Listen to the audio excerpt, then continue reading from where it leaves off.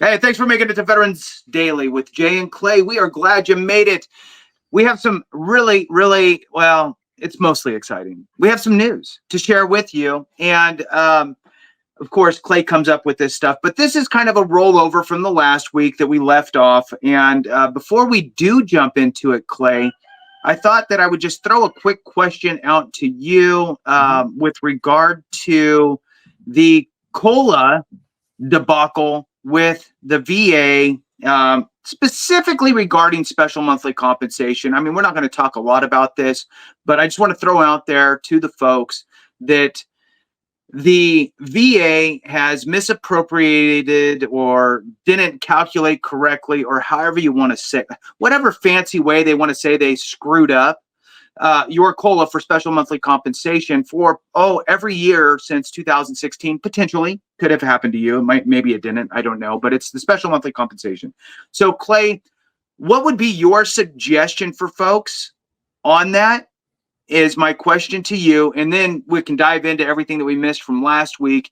But before you answer, listen, hit the thumbs up, subscribe, share with a friend, all that good stuff. We really do appreciate it. We are trying to grow this channel quickly. The faster we grow it, the more information we can get out to more folks. Many hands make light work, and it's up to you to hit that button. Doesn't cost a nickel, easy to do. Hit that thumbs up, same thing. And if you can let the video run, that tells YouTube to send it to more. Clay, what's your answer on the COLA debacle? Yeah, the only people at the VA doing their job is the OIG. That's what I like to say, because the OIG has been ripping the VA. The last 2 years have really been pretty insane. But for the cost of living adjustment, what happens when a cost of living adjustment goes into effect?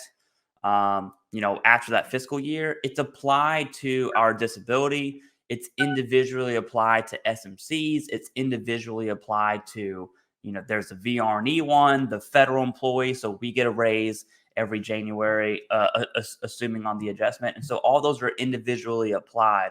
What happened was the application to the SMCs was not always done. If I had to guess, it's an automated processing system that didn't do it. I would highly doubt someone at the VA is, clicking a button and doing the math for every single SMC. So it's got to be an automated processing system failure once again. And that's the VA's excuse for everything, saying, oh, the computer did it.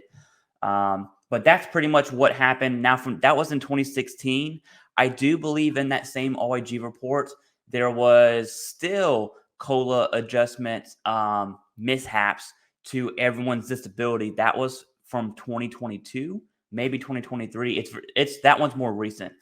But if we're talking about erectile dysfunction, which is definitely the most common SMC, you're not really looking at a huge back pay there. It's definitely going to be some, but not insane. If you're talking about aid and attendance, your SMC, your real SMC scale, right? Like SMCT, you're talking about some very serious back pay here. And my advice to anyone who falls into either one, right? You've had disability for the last 2 years, or you've had SMCs all the way from 2016. So that means, 2017, 18, 19. If you have SMCs the last 7, 8 years, had to do quick math there. I would do the math. There's calculators online to look at SMCs and what your back pay should be. I would do the math and really go through saying, hey, did I get my correct pay? Now, the OIG report does come out. It comes out with recommendations. So the VA is going to fix it. We see that happen all the time. I'll give an example of a fix, Jason. I just want your thoughts on this first. But yeah, that's pretty much what happened, which is it's just insane. It is. I am a little bit blown away that, look, it's all the basics, right? Inspect what you expect. Okay, look, hey, this thing's supposed to roll out yesterday. Let's check it today and make sure that it did. Let's do a little quick spot check on 6 things. But instead of doing that, let's pay ourselves, millions of dollars in erroneous bonuses instead. How about let's do that? So it's just so many things. And sure, you can say it's nitpicky and you could say you're just looking for things. But when it's just over and over and over again. It's like, how many times is the VA going to run the 100-yard dash in a 90-yard gym? They just keep doing it, just smack into a wall. And it just drives me nuts, Clay, is really what it is. I think, if you fall on the SMC thing, for sure, my advice is go set up an appointment with it's not, you're still getting paid. So it's not like your pay just stopped. You still have something. So it's not, I need this fixed like yesterday. Yeah. Make an appointment with an accredited rep. If it's 3 weeks out, it's 3 weeks out. Go sit down with your accredited rep. Tell them, hey, look, I'm receiving SMC. I'm aware of this debacle with COLA on the OIG. And you could Google search it. I mean, it's pretty easy. OIG, COLA, misappropriated, messed up, whatever, VA, and it'll be one of the first things that show up. And share that information. They probably know, but maybe they don't, because quite frankly, they're drinking out of fire hoses, right? It's the people like Clay and I that are, Clay burns the midnight oil to find this stuff, and I just kind of find it throughout the day. So you take that information to your accredited rep, have that conversation, and they will look in and dig into the file a little bit. Maybe they'll do a little homework for you, help guide you. And if need be, they will request the VA to do an audit on your file, specifically toward pay and COLAs, and they'll run it through and they'll figure it out and fix it. So hopefully it's not, I didn't get a lot of information.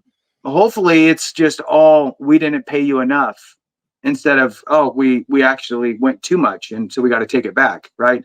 We just know that it's was inappropriately calculated and applied, or not. I don't know.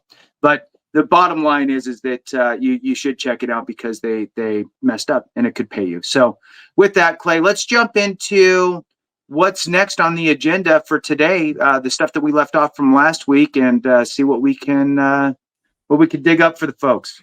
Yeah, so the 4 topics for today are C&P exam results, how to get those, why you would want to get those in the first place, and then the infamous service treatment records. How do you request your service treatment records? And I hate giving the answer, because to get your medical records from service, it is like finding a needle in a haystack. It's almost impossible. It definitely shouldn't be that way, but that's the case. Then we're going to talk about your VA medical records, how to get those. That's the easiest. We'll talk about secure messaging within that. And then how does the VA healthcare support your VA claim? But real quick, Jason, I wanted to give an example on a OIG recommendation, and then how the timeline for how the VA implements that. So for instance, this is my favorite OIG report of this year so far, is in January 4th, the OIG talked about indications of fraud. And so if I'll do a synopsis. You went to an entity. It says the word entity specifically. You went to an entity. You paid for a private DBQ from a third party. That DBQ seems to be altered by an entity and then sent to the VA. That's one indication. If your C&P exam, or if your DBQ was over 100 miles and it was still in person, that's another indication of fraud. If you had a private DBQ and you didn't attend your C&P exam, you refused to go, that's another indication of fraud. It's not saying it is fraud.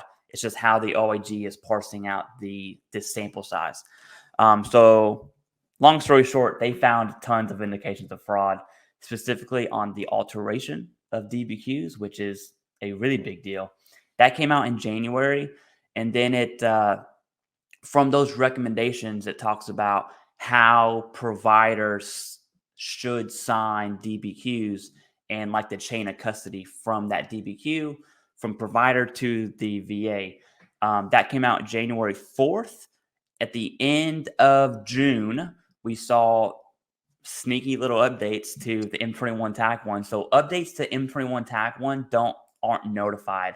You really have to dig deep into the TAC 1. That's like VA's internal policy, which is just another crazy thing to think about what the VA does. But that was updated specifically detailing how a VSR should treat a public DBQ that's filled out by a provider, and then how that provider should sign it. So all of a sudden, you pay for a private DBQ. That person's been signing it this way for the last 10 years. It's not the way the VA says to sign it. It now means diddly squat. And so little changes like that. But that was from January to June, which is about 6 months.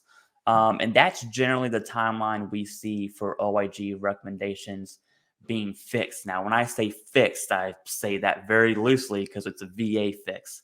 Okay, Right. so keep that in mind. But that's the timeline. Did that spark any thoughts, or you want to roll right into these exam results? Yeah, no, let's roll into it. Yeah, that's just yeehaw, right? Yeah. All right. So go for it. Yeah, C&P exam results. There are a few different ways you can get these. Jason, before we talk about how to get them, why would a veteran want their C&P exam result? I definitely have an opinion on this, and I'm going to give it, but I want to hear your thoughts first. I don't want to sway your answer. Right. You know, I'm kind of in the boat of, in some cases, less is more. You know, I mean, you can get so wrapped around the axle on all of this stuff, and for some people, you'll just be swimming in this bowl and focused on things that don't matter. Mm-hmm. And that's a dangerous place to be in, because then you're not addressing the actual issue at hand. You're addressing something that I did serve from this time to that time, and they got it, and it's like nobody cares. Nobody cares. Nobody cares that it says that, and it changes nothing, because your condition isn't even a presumptive that requires you to be there. Your condition is just this, and they're saying that it's this because of that. And so it's a slippery world, I think, when it comes to this stuff. I think that why you would want it would be typically really only if you're denied. I mean, really, and then it's just to see. But they tell you in your letter anyway why. Of course, then you can read into it a little bit and see exactly what the verbiage was that made the VA say that you weren't X. We'll say service connected, right? So if they denied your service connection, I mean, really, you're just gonna what we did from an accredited representative aspect was two things. We'd scan through these C&P exam results, right? Scan through it, looking for at least as likely as not, right? So that's the first thing we're scanning for. We're not reading the whole thing. We're just scanning to look for that, number one, because the first thing is getting you service connected. Then the second thing is, okay, what verbiage did they put in there that relates to your rating schedule, right? Did they put in verbiage that takes you down to a 10%, or did they put verbiage that moves you up? What they don't do is they don't go, this is what does not happen, just so folks know, for those that don't. They don't say, at least as likely as not, they should be service connected at 80%. They don't do that. They just give words. Then it's up to the VA rater to look at those words and match those words up with words in your or words in the schedule of ratings. And then they're supposed to go, 50-ish? Well, we'll go with 50, right? When really maybe it was supposed to be a 70. Who knows, right? So that's why we have all these different, review processes and appeals and so forth. So back to the why you would want it. I mean, people are funny, right? So everybody wants it for a different. I want it for my records. Why? I mean, I don't know. I mean, just so you could have it. Cool. You could get it for one if you're denied, so you can read through it, see what they said. One is that. Two would be if you believe that they shortchanged your rating. They gave you a 30 instead of a 50, and you feel as though, I had a really clear conversation. I was educated, right, Clay? I did my homework before I went there. I printed it out. I took it with me and I read it to them verbatim, what I was experiencing that should have taken me to a whatever percentage. but I got less than that. So I want to see what they said. But at the end of the day, Clay, does it really matter? Because what are you going to do with that? Oh, they didn't put it in there. They're wrong. They're wrong. No, you're not going to do that because nobody cares. Yeah. What you're going to have to do is you're going to have to supply a supplemental claim with additional evidence that double down. Yeah. That will Right. double down. There you go. That will double down on the severity of your situation. So I think in a lot of cases, Clay, you really don't need it. If you were denied service connection, what are you going to do? You're going to file a supplemental claim with additional information. If you were denied the amount of percentage you think you should have gotten, you're going to go get more information, more evidence, and you're going to supply a supplemental claim. Both of those things don't take me reading a C&P exam to figure it out. I'll tell you right now, the most common reason why I ever heard of anybody wanting to see it was right after it happened, so they can somehow try to figure out if, one, they're going to be service connected, and if, two, they're going to get the rating they want. That was it. It was never after the fact, because after the fact, the VA spells it out in their letter, essentially. We didn't rate you this percentage because you didn't meet the qualifications here. Okay, even if the C&P exam screwed it up, what are you going to do? You can't, well, they should have put more stuff. Reach back out to them and have them tell you more. They're not. You need to go do a supplemental, go get more evidence and supply it. So it really doesn't. So I know it sounds weird, and that's why I keep trying to kind of position it in different ways so people understand where I'm coming from, because I don't think it's absolutely necessary. I think you can work without it, is the bottom line. To you. Yeah, I'm so glad you said that because I'm on the same page. Oh, thank God. Oh, Checking, I you was getting have ready to be like, okay, we're gonna have to arm wrestle. Great. not this time. Oh, You have people who check their claim every single day after they submit for the next 6 months. That's gonna make you crazy. The crackhead level of that, and I'm saying that as a joke, the crackhead level of that is requesting your C&P exam results because they do nothing for you outside of seeing that at least as likely as not. So, for instance, if you say, "Hey, VSO, is there any word from that C&P exam?" They may not show it to you because it's a legal right, document. They're not technically supposed to, but right, they may say something like, "Hey, it's a favorable C&P exam." What that means is they exactly what Jason just said. They see the at least as likely as not, meaning you're going to be good to go. And if they say it's not favorable, then that's what they mean. It's probably less likely as not or due to. As far as why veterans would want them, there's really is no reason at all. I can't think of a mm, single reason outside of to prepare your supplemental claim. But again, that's why if I requested my C&P exam results, it would be to prepare supplemental. But I know that when veterans request C&P exam results, they just want to see if they're service connected and what rating they're going to get. It has nothing to do with preparing that supplemental appeal. And at the end of the day, if you watch Jason and I, you should submit your claim with evidence. In theory, in practice, um, as a veteran, you should already know, hey, that's a 30%. Okay. And look and you have to step back and be objective about your evidence. That's difficult to do. But if you can be objective and say, hey, that's 30%, it might be 50, but this is why it's 30. And you have that evidence, assuming your service connected. If it's not 30 and you have the evidence, then you know to submit an HLR. And so that's a very super, super common. Most HLRs that are granted are for low ball ratings that were increased. It's very rare to see an HLR, a higher level review granted for service connection. That's really going to require that supplemental appeal and that additional evidence. But again, C&P exam results are stupid. Although it's one of the most common questions I get. There's how can I get my C&P? Yeah, if you want your C&P exam results, I mean, you can go. I'm going to tell you how to get them. But my advice really would just be to chill out, breathe a little bit. You're going to be fine. If you know you don't have the evidence, right now after you watch this full episode, please. Go get the evidence. All right. So how to get your C&P exam results. There are many ways. Depends on where you're at.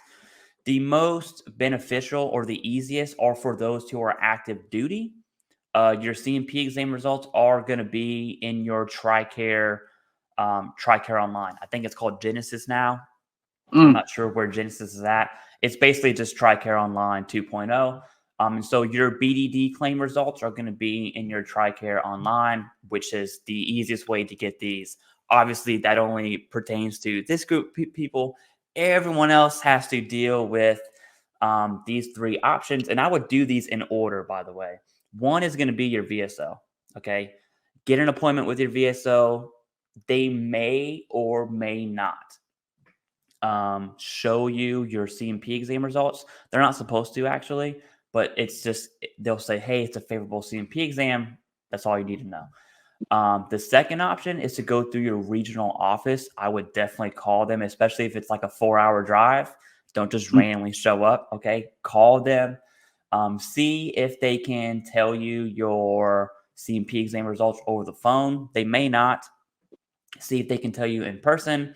And then that fourth option, which the VSO and the RO might direct you to, is to complete that FOIA request for your C&P exam results, not necessarily your whole C file. That will come much faster. I've seen C&P exam results come in 3 days. I've also seen them come in like a month and a half. But it's definitely faster than 6 to 9 months. Do you have any last rounds for C&P exam results? Because I just can't stay in that question. Yeah, I'm just going to double down on that. If you think you want it, ask yourself why. And if it's on a claim that's already been decided, and you want to see why they did that, whatever it is, it's really, it doesn't really even matter. I mean, you're gonna take a knee, you're gonna adjust fire and move forward the same exact way, depending on what you are appealing or putting in for review, whether it was service connection or your rating. You're going to go through the same steps regardless. So don't bog yourself down trying to get extra things and stressing yourself out. If it's like Clay said, if you're in process on your claim and you just did your C&P exam 3 days ago, and you want to know what it is because you're just antsy to see if you got service connected, right? And I get it. Everybody, it is that, it is the longest period in your life waiting, for those first claims to go through, because the dollar figures that are at the end of it and the free medical and everything else that comes with it. So I get it. Reach out to your accredited rep. If you did not utilize an accredited rep to file your claim, that's okay.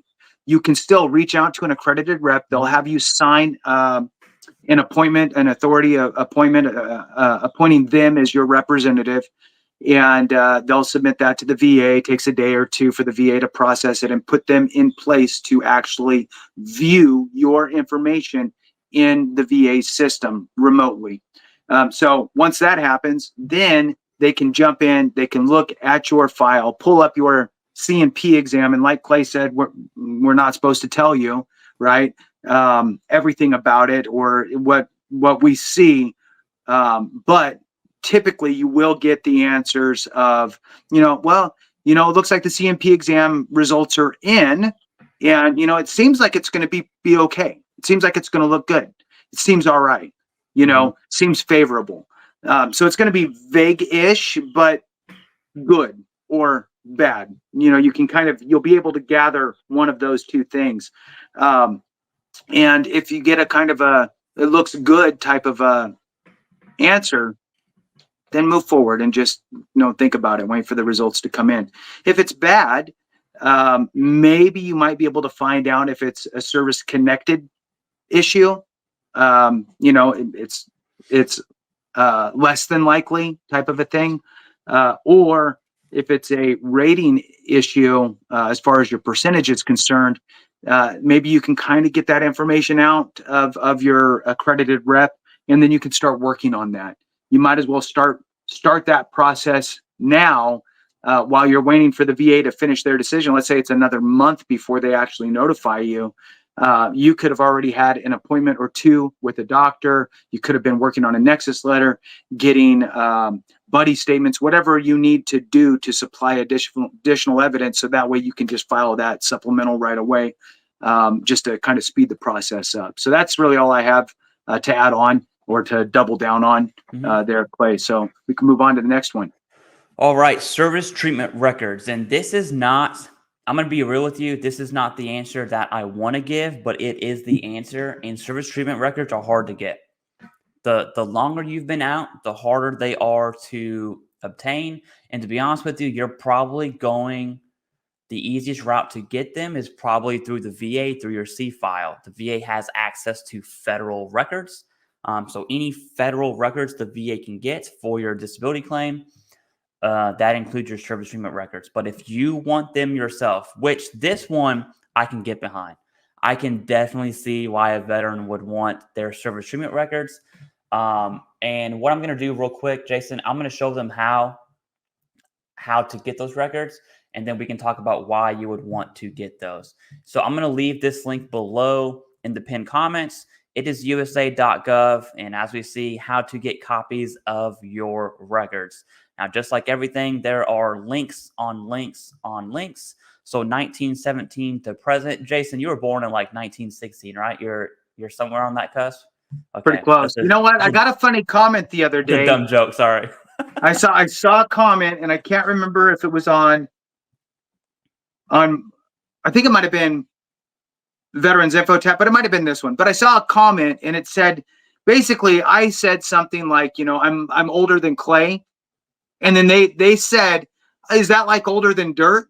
Because older than Clay, right? Clay like dirt. Oh. So that means I'm older than dirt. Perfect. Yes, I am. That's it. That's me. Nice. Right. Thanks for sharing that dad joke. We definitely appreciate it. Yeah, whatever. So you have your record service request. You say start your request online. So you can do this from the comfort of your home. Records, military requests, service records. There's your DD-214, your OMPF files. And so your OMPF has all kinds of stuff. My OMPF has like courses I went to that I totally forgot I went to. There's some good things in your OMPF. If you're going to do this, I would just do it all personally. You have your replacement medals. And then here we go is medical and health records. Now, when you click this, it's going to send you to the National Archives, and it is by service. So we see Army, Navy, the Air Force, the Marine Corps, and then these guys don't count. That's another dumb joke. But let's say Jason and I were both in the Marine Corps, discharged, retired, or separated from any component from 5/1/94 to 2013. Do you fall in that time frame, Jason? I wasn't listening to you. Were you in the Marine Corps in 94? Yes. Okay. Boom. So there we go. And then you would go to the Department of VA Records Management Center, and then you can make those requests. For instance, the Army, a lot of viewers that we have are Army and Air Force. So I'll just show those dates as well. So we have October of 92, and then January of 94. Air Force is 94. So pretty much 1994 for all services except the Coast Guard, which is in 98. But that's how you start that online records request. And I'm going to tell you right now, this is not, it's not going to be super fast. And tons of veterans have made requests to the National Archives, and that request gets denied because why? They cannot find their military records. Real quick, Jason, there's a piece of legislation on the floor. If you know more about this, please chime in. But it's called something about the fire that happened in the 73. 70s. Yeah, okay. Where tons of records were destroyed by a fire. Tons. Yeah, and the bill would essentially allow, I'm going to put it in my terms that I understood. It would allow statements to carry a lot of weight in lieu of those service treatment records for those veterans. Yeah. But that's really all I know about it. I've read a quick little article on that, Jason. Yeah. Now I'm going to hand it over to you. Yeah, so so let's talk about that fire for a minute. So the fire was in '73, and it was horrendous, and it wiped out, I mean, just a ton of Army records up till January of 1960. So if you got out after January of 1960, your records are probably okay. It's the before 1960. And it destroyed like 80% of them, pretty horrendous. And then for the Air Force, up until 64, it destroyed about 75% of the records out there. And what we always did from an accredited point of view anyway, with filing claims for those individuals, I mean, sadly, they're dying off with no with no uh, um, benefits from the VA because of this horrific situation. But those that did come through our office, it was really anything you could pull together. I mean, anything, a picture of a dog tag, a picture of that you took while you were there, a picture with you and somebody else that somebody else took with you in uniform, right? Letters from family members, a letter that you wrote to a family member and mailed, right? And they kept it as a keepsake because you were overseas or whatever it was, right? Maybe you were in Korea and you wrote a letter back home. That postmarked letter with your signature and your name, that type of stuff carried some weight. And especially, again, when you get to the board level, because that lay evidence, it's funny I say lay because my chickens are now laying eggs. So there's that. I wanted to touch real quick on the SF 180, right? So the SF Standard Form 180 is your form that you're utilizing to order your records. And I'm in full agreement with you, Clay. Order everything. Order everything, whether you think you need it or not, because you just never know what's going to show up. It's a pretty basic form. If you do it, sure, you can do it online, but you can also just type in SF 180, pull up the PDF from the National Archives website and fill it out. It's an easy form. It's 3 pages long. It's really only 1 page that you're actually completing. The 3rd page is all of the dates and timeframes. This part's important that Clay was talking about, the when you served, because it's going to tell you where to mail your request and for different things. One might be, I need my personnel record. I have to mail it here. The other is medical or service treatment records. I have to mail it here. So you have 2 different spots you have to mail it depending on what time frame you discharged in. So all of that stuff's on the back page. It's pretty easy to follow. You just got to read it. You might, so you might need to make 2 copies of the form so you can mail it off to 2 different places. Yes, especially during COVID, they sent home almost every single federal employee at National Archives. And that backlog got real big, real quick. And it was taking over a year, 2 years to try to get anything out of there, which was horrifying. Maybe, I don't know, 8 months ago or something like that, they say that they were able to get the backlog taken care of, and that's all good, and they're moving forward.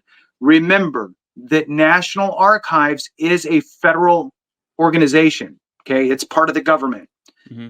If you're having issues or delays, you can reach out to your congressional member's office in your district, and there's somebody under probably the military and veterans liaison staffer there who deals with those agencies.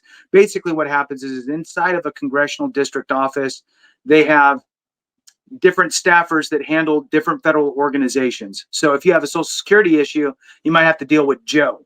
But if you have a military or veterans issue, you might deal with Jane. So Jane is going to say, oh, okay, great. And they'll reach out and speak to their liaison at National Archives and say, hey, look, Joe Snuffy submitted his paperwork to get his records. He's 87 years old. Can you expedite this? Because it's been effing 4 months. Let's get on this. The backlog's taken care of. What's taken so long? So don't be afraid to reach out and be a squeaky wheel, because sometimes that's what it takes, and it could help. Keep in mind, if your records could have gotten destroyed, and you might get a notice back saying your records were part of the records that were destroyed. I will tell you though, because that is an important thing that you talked about, Clay, that the VA says that the VA kind of is working on and dealing with, and same thing with that legislation, same type of stuff, is the reconstruction efforts of reconstructing records from that time frame that got destroyed. And what that legislation, if I remember right, because I read it too a while ago, was working with other agencies that may also have pieces of information about you, and kind of working all together to somehow create some sort of proof that you did serve. So I'm just going to read this quick part out of the VA's page here on this. It says, reconstructing your records. How does VA reconstruct my records? We submit a specific request to the NPRC, that's the National Archives essentially, for any additional service records they may have or can find for you. With the information we provide, the NPRC searches for documents that may help reconstruct your records. We may also reach out to other government agencies. For example, they may try to reconstruct portions of your service treatment records by reviewing unit records, morning reports, and hospital administration reports and records from the Surgeon General's office. So, they do the best they can. It says that you can fill out information here with the National Archives to request information. You'll need to fill out requests to reconstruct medical data, and that form is 13055. 13055 is the form, and it's basically all the information that you can remember, as far as unit, company, battalion, regiment, squadron, group, wing, etc. So there is a process and there is some hope. So don't just, if you get a notice saying, hey, your records were burned up, don't just stop. Work with an accredited rep. They can help walk you through a reconstruction kind of process and give you some ideas, like I had mentioned up front, of the getting your any pictures, any letters, anything that you have. If you know anybody that you served with whose records may not have been burnt, that's another thing, Clay.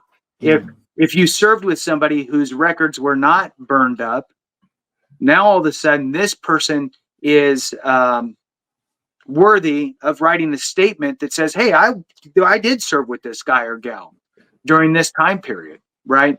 So utilize those things, keep that in mind, and that's really it. Let's move on, Clay. Yeah, I totally forgot to put the charger in my laptop, so That was I got quick. that notice. And okay, so on back to STR or service treatment records, there are two examples I want to give. One is for OMPF. That definitely sparked a thought because you talked about what I call evidence other than medical, and it does work. I had one veteran I was helping. She had was dealing with a military sexual trauma claim, and I hate talking about these to be just all together, by the way. But she had no reporting, no medical evidence at all, zero that it happened. All she had was lay evidence. So she had a personal statement and then a lay statement from someone in her command. And then she also had requested her OMPF files, Office of Military Personnel files. And within that, the Marine Corps does these things called fit reps, which are annual fitness reports. And so it the Army has NCOERs. It's just a progress report saying, hey, you're doing good things. Here's how you're rated among your peers, whatever, said name Marine, cleaned all of the dishes today. It's like, okay, awesome, cool. But in her fit reps, on the date of her incident, that next fit rep, you saw a very steep decline. And then her Evaluations. Work ethic. Her evaluations, her work ethic, everything it takes to just be a Marine was rapidly declining. And she was able to use OMPF in that lay evidence to tell the story. And she ended up taking it to the Board of Appeals, which does suck, but that was granted. And so that lay evidence does come in clutch, especially for the board. I'm so glad you brought the board up. And then another thing I'll bring up on service treatment records, and then we'll move on, is for me, I fall into, you don't know what you don't know category. So when I was rated for migraines, I had zero idea, none, that I had a complaint in my service treatment records in 2013, actually. I came back from Afghan. Apparently, my post-deployment health assessment, I complained about migraines. I had no idea at all. Now, luckily, I had a very awesome CMP examiner who really took the time to look at my records. That migraine CMP was like 30 minutes, which is weird. Usually you'll see like 5-minute, 10-minute CMP exams, especially for a condition like that. But that CMP examiner really did me a solid. And had I got probably any other CMP examiner, I would be in this boat of saying, well, the VA said I don't have the in-service event. Well, you don't know what you don't know, and your service treatment records are a part of that big three. That's why I would say service treatment records matter, especially over CMP exam results, because you have your evidence from service, that in-service events, as one of the big three, and then your current diagnosis is number 2 of that. And so that's really why service treatment records matter, is because it is literally one of the requirements for you to be service connected, period. That's sparking your thoughts. You want to move on to yeah. I want to hammer that. I want to hammer that point home because it really is that important, Clay. So remember that the 3 things, your goal, your first goal, your number 1 goal is get service connected. Your number 2 goal is to get the appropriate rating. Those are your 2 goals going through the process. But you can't get the appropriate rating without being service connected. That's why service connection is number 1. In order to be service connected, you need 3 things.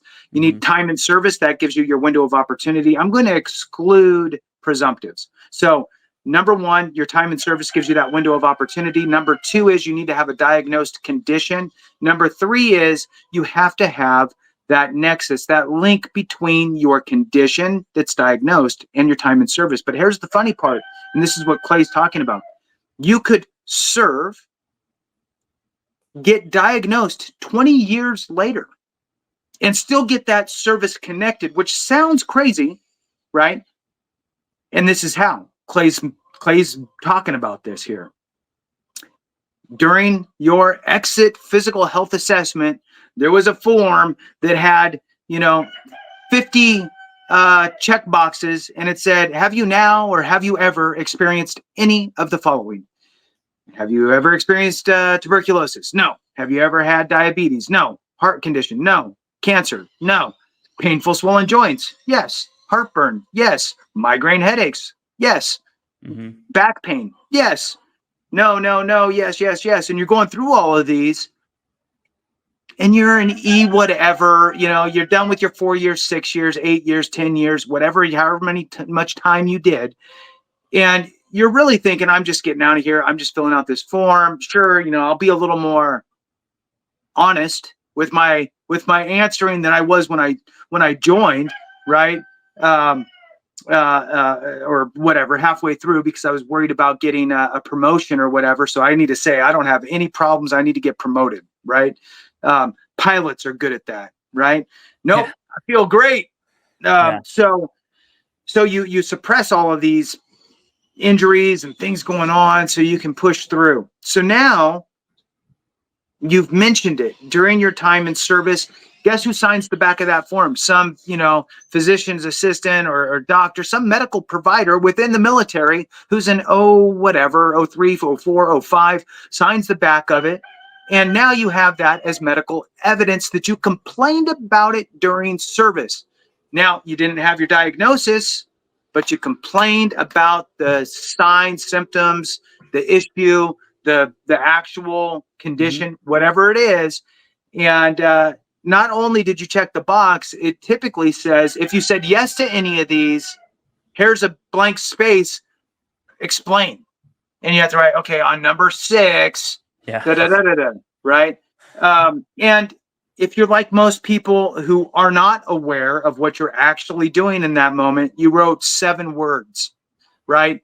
Versus if you could go back in time, you would have said yes to a lot more of those, and you would have wrote fat paragraph. Let me get another page to write all this stuff down, whatever. So now you have that, and that is the cornerstone of your Nexus. Everything is tying back to that time frame, all of that. I would double down with obviously getting a Nexus letter from my doctor who's going to utilize that as rationale for their determination that my migraines in this example manifested during my time frame. Because then they could say it's more than likely that they manifested during Joe Snuffy's time in service, as evidenced by his complaint of migraines, right, during service on the such and such form on such and such date, signed by Dr. So-and-so. It's how can you deny service connection for that? You can't. Mm-hmm. I mean, really, you just, no, well, sure, the VA might, but the board would overrule that. So I just wanted to double down on that, Clay. Yeah. That's really, really important information. So I'm yes, so order your glad. service treatment records. Yeah, I'm so glad you said that because it brought another thing up is, okay, you got your service treatment records. What are you looking for?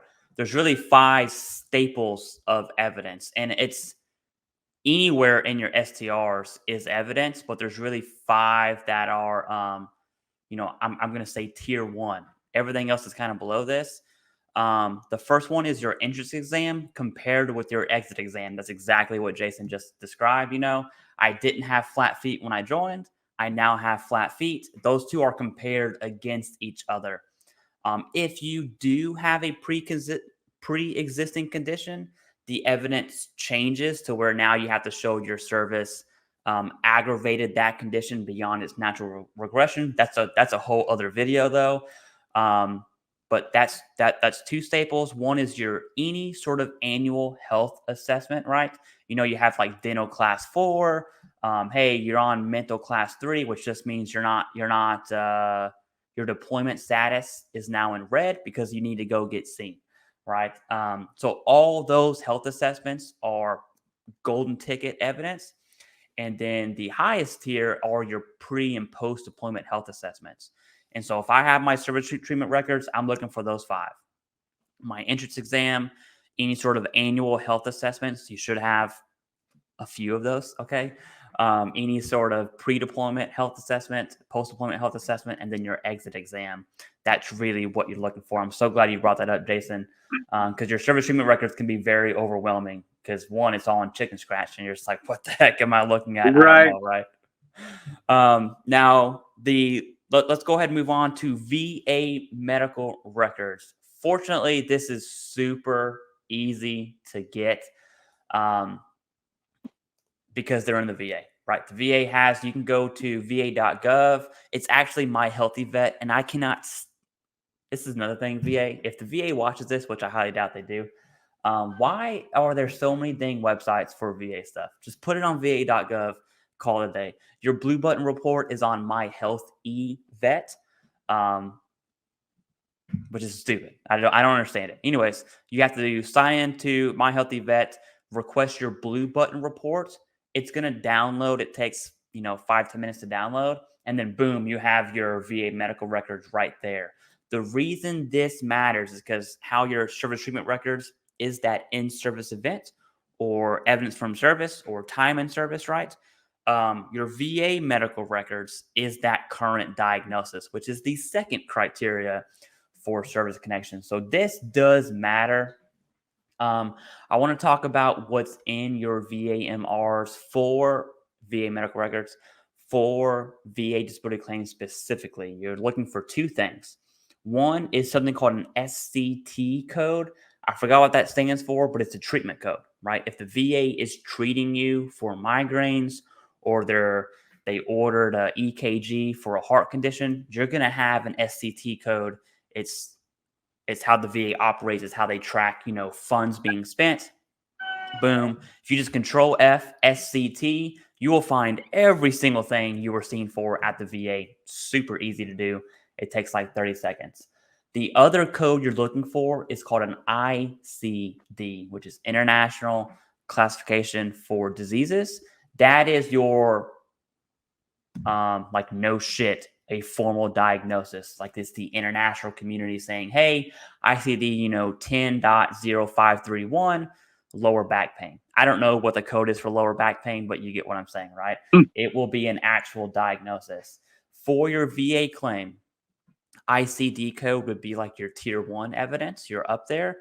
But the SCT codes that show continuous treatment are, for VA rating purposes, good enough. Okay. So it's not like, oh, I don't see an ICD for my lower back, I'm not going to be service connected. If you're on pain pills, you're on muscle relaxers, you're doing physical therapy, all of those are going to have SCT codes. The VA is going to see that. That's what the VA will see versus like your private records. And they will send that to the C&P examiner. And now you can talk to, hey, I have this from service, I have this from the VA, and you're giving the VA, I love how you use the word cornerstone, Jason. You're giving the C&P examiner the cornerstone evidence saying, I was seen in 2013 for migraines. I do have a current prescription for sumatriptan for my migraines through the VA. There you go. And if you say that to a C&P examiner, they're just like, hey, thanks for making my job easier. When was that complaint? 2013 on your PDHA? Boom. Now they can pull it up right then and there instead of going through the thousands of records that the VA sent them, right? And so I always tell veterans to frame their mind as your VA disability claim is a court case. It's a legal process. It's not healthcare. It's taxpayer money. It's a legal process. It's governed by 38 CFR, by M21 TAC 1, and of course Congress. And so you wouldn't show up to court without evidence.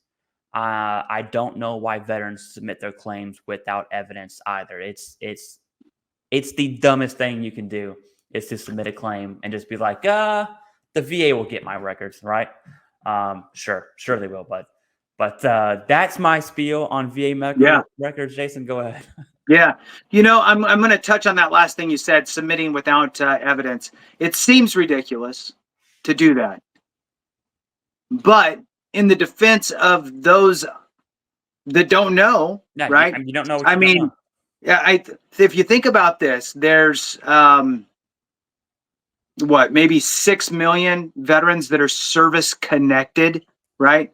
So something like that, 6 million-ish veterans that are service connected for disability compensation. Well, arguably, YouTube is probably the best pusher-outer of information regarding how to deal with it and what to do. Mm-hmm. And there's nobody out there that has any substantial amount of subscribers to their channel or views per video that comes close to a 6 million veteran population that's connected to VA. So what does that mean? That means that you have millions of veterans that are like, I barely know the process. I know that I can file a claim with the VA. The VA has a healthcare team. They're part of the government. They should go get my records. In fact, what the VA should do for me is I should file a claim and write down all of the ailments that I think I have. No diagnosis. I think I have migraines. I sure feel like I do. I feel like I have, some mental health issues. I feel like my back's jacked up, right? These are all kind of self-diagnosed things that are probably true. And the VA should now call me into one of their medical facilities and give me a good once-over, and be able to go, you know what, that's due to your time in service. We're going to hook you up. So that's what people think is going to happen. And then they get denied, and then they go, the VA sucks, and then they move on their way. And I'll tell you that I think that most of the time, the VA gets one chance to show the veteran that they're there for them. Mm. And when that doesn't happen, even if it's the veteran's fault, right? When it doesn't happen, that veteran has a bad taste in their mouth. They do that and they leave and they never come back most of the time. Or it takes something catastrophic later in order for them to come back. And that to me, Clay, says that the system's broken and there needs to be a better way. So to the VA medical records and the blue button thing and e-benefits and all that good stuff. Yes. Awesome. Super easy. I love it. It did remind me though of our green button idea on the VBA side. I love that. So on the blue button stuff, That's great. One of the things that you had talked about before, Clay, that I would love for you to mention again is through the online atmosphere in today's world, right? You being able to connect to your VA doctor and give information and stuff. I would love for you to share how you can utilize your VA medical records for filing for an increase or filing for maybe a secondary, and what you could do as a veteran online to be able to provide the VA the information you want to get into your service treatment records for evidence purposes for that future claim. So I'd love to kind of hear your thoughts on that. If you remember talking about it before, I think you did a great job, and that's why I'm not going to talk about it. So there I you go. hope I There you do a go good for being job good. again. Yeah, Yeah, I hope I do I that. hope So you get what I'm putting down. yeah, I You think you're know where talking I'm about going. the secure messaging system, which is absolutely the VA got this right. Okay. We will definitely bash the VA when they do something wrong, like the OIG report, which is just so insane to me. Saying, hey, we didn't pay you the last 7 years. Like, okay, thanks. This one they got right. Okay. And so the secure messaging system on my phone right now, I could log in, do a face ID. It will take me about 30 seconds to pull up you click on the health tab, you go to send a secure message, you click that link, and then boom, I have all of my VA healthcare providers. So my primary care, my previous primary care is still in there. I don't know why she's in there. And then I have everyone I've been referred to. Most recently, I've been talking to with the TBI clinic. And so when I send a secure message, it goes to my primary care doctor and the TBI clinic, and I can say all my symptoms. Hey, small thing like my day-to-day life. When I take an elevator, I get nauseous, and if it moves too fast, I will vomit. Just me saying that in secure message does two things. One, it goes straight to, which is true, by the way, it absolutely sucks. It goes straight to my VA medical records. Now I have documented symptoms. Now it's still a secure message. You still want some kind of treatment or appointment to confirm or deny those symptoms. But it gets that process going, and it's more evidence saying, hey, this veteran gets nauseous on day to day. Boom, solid. And so now we have that evidence. And then you go to your treatment, you're going to have the SCT code. You do whatever, you might get diagnosed, you might not. The VA is very reluctant to diagnose. That are very, VHA, excuse me. VHA is healthcare focused. I know that sounds dumb, where they're healthcare focused, but they don't diagnose. But they are much more interested in getting you the treatment that's needed. VHA actually does good. That's why it is billions and billions and billions of dollars going to VHA every single year. But anyways, where I was going with this is all those symptoms you can put in your secure message. You shoot that to your doctors. They have that conversation. You might get treatment. You might go in person. You might get medication, whatever that looks like. All of a sudden, I want to do an increase for TBI, and let's say I get 0%. I know that my evidence is in there, and so I can do an HLR, or because we listen to Jay and Clay here, I'm educated, I'm informed. What I'm going to do is download my VA medical records. I'm going to scrub that list for all my SCT codes, and then I'm going to scrub it for, let's say we're talking TBI. So I'm going to Control F SCT, then I'm going to Control F TBI. Anything I find that details my symptoms, I'm going to throw in that claim, saying, hey, I know you have access to these, but I did this work for you. And now all of a sudden you have, that VSR, the adjudicator, that front end adjudicator looks at that, and then they're sending those relevant medical records to the C&P examiner. That's really how the process works. That, in my opinion, is the most important step, because if whatever that adjudicator leaves out, the C&P examiner is not going to have, right? And you can tell the examiner that you have it, but depending on what type of examiner you have, that's a whole other story. But yes, the sending the secure messaging, it's really, really awesome for healthcare.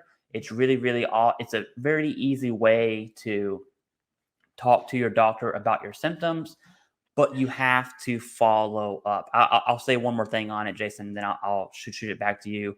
So, for instance, let's say you're doing mental health, you're depressed. If you have trouble describing your symptoms verbally, it might be easier for you to write these out, type them out on your phone through that secure message saying, hey, doc, I really have trouble talking about this.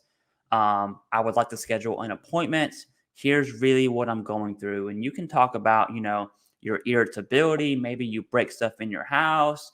Maybe you can't connect emotionally, like on an empathy, sympathy level with your children. So you have difficulty maintaining that effective relationship. You might have frequent panic attacks. You start listing these symptoms out. And then when you go to that appointment, because trust me, you start saying things like that, you're going to get an appointment. I promise you.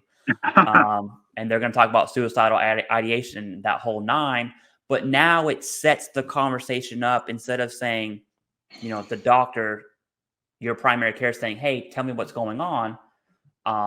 That might be difficult to do in person verbally. But if you already have it listed out, now your doctor can say, hey, let's talk about this episodic depression specifically, because you kind of laid out the format. So now the doctor is not guessing what's wrong. They kind of have something to go off of. And so now that primary care can really, they can work with you in that sense. Okay. And just really my advice for sending the secure message is be transparent, but be concise. It's not a personal statement. All right. It's not a personal statement. Just talk about your symptoms, request the appointment, call it a day. Yeah. It's the confirmation of those that really matter. But I'm going to shoot it back to you. Yeah, I agree. The KISS principle applies, right? Keep it simple. Yeah. Bullet pointed out. I'd love to talk about these are some of the things that I've experienced. I'd love to talk about ... and ... And it gives you the format in which you are now addressing it. It's getting documented, and you're making sure things do not get missed, and you're putting the doctor on notice that these are the things that we're going to talk about.